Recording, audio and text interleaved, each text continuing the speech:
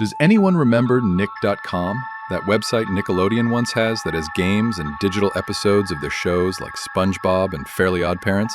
The website itself was created in 1995 and is still around today, and, as expected from the company, they took the security of the website very seriously, to the point that they almost had a sterling reputation until one specific date.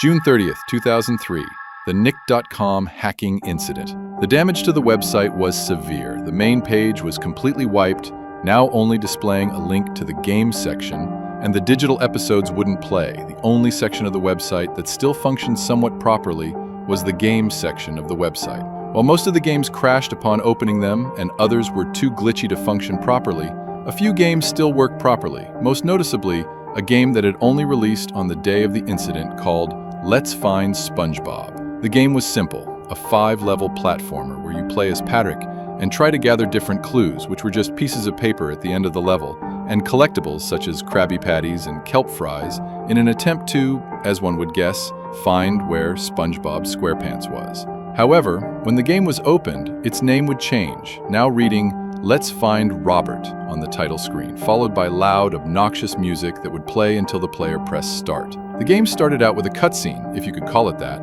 the kind where it's just a set of changing stock images of a character, as a text box beneath them would show what they were saying. Patrick was talking with Squidward happily, while Squidward had an almost unamused look on his face. Hey, Squidward, Squidward, Patrick said, happily grinning. Squidward looked at him tired, like he had been trying to avoid the conversation, before finally giving in. Oh, Neptune, what do you want, barnacle brain? Patrick, still with the grin, immediately answered, Have you seen SpongeBob? I've been looking for him all day and can't find him. He said that today we would go jellyfishing and blowing bubbles, and go to the Krusty Krab and hang out at Sandy's, and Squidward suddenly burst out, grabbing at his ears. All right, I get it. Look, if I help you find him, will you leave me alone? Patrick looked at Squidward stupidly, drool dribbling out from his mouth. Okay, Squidward sighed before talking again. All right. Did you check the Krusty Krab? No, Patrick said, still drooling. All right then, Squidward said. Then check there. But what if he's... Just check, you buffoon. And then the first level began, named Tutorial Town. The level looked unfinished, with a background from the show filling up the background, and Patrick had no animation to him beside an image that changed depending on whether he was walking left or right, or if he was completely still. The platforms were designed to look like the roofs of buildings, and a series of bubble letters told you how the game was played.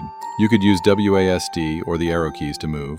You could jump with both the up key, W, or pressing space, and there were collectibles around every stage. However, at the end of the level, there was a piece of paper floating above the final platform with bubble text beneath it. It read, This is a clue. Pick it up to move on to the next level.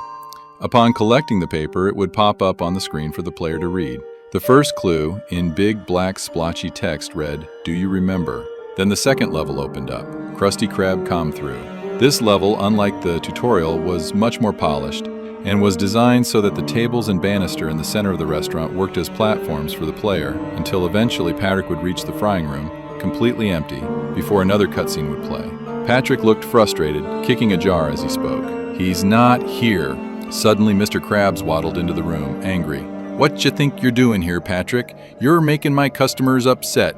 Patrick sighed, looking at the ground. I'm looking for SpongeBob. Mr. Krabs looked at Patrick, still angry. If I help you, will you get out of my restaurant? Patrick nodded glumly. Krabs nodded back. The boy gave me this, told me to give it to anyone who asked for him. Patrick smiled stupidly before the game transitioned back to gameplay, and Mr. Krabs was replaced with another clue. Do you find it hard to sleep at night? The third level was simply called The Dome and took place in Sandy's house as Patrick continued his search. The layout was simple, just a single set of platforms so that you could jump up 3 times to collect 2 collectibles and the clue. However, in the background was SpongeBob. He had no mouth, only 2 empty sockets that formed a dejected look. Patrick's smile had also faltered. Where once his sprite looked happy, now it looked almost like it was nervous, as if it were pretending that it was fine, as if nothing was wrong. After collecting the note, it would read, I wonder if his spirit is still gasping for air. By the 4th level, Jellyfish Fields, Patrick's smile had completely faltered. Now he looked dejected, staring glumly at his feet as the level progressed. Behind him, moving slowly, was Spongebob, only different, deformed. His body was covered in weeds and his eye sockets were empty. He looked almost bloated, with muddy water leaking out of graying parts of his flesh. The level had no music, no platforms, only the sound of Patrick's shuffling feet as he walked forward, SpongeBob trudging lifelessly behind him. Some players found that turning around would cause SpongeBob to disappear, but other than that, nothing happened in the level until the player finally collected the last clue.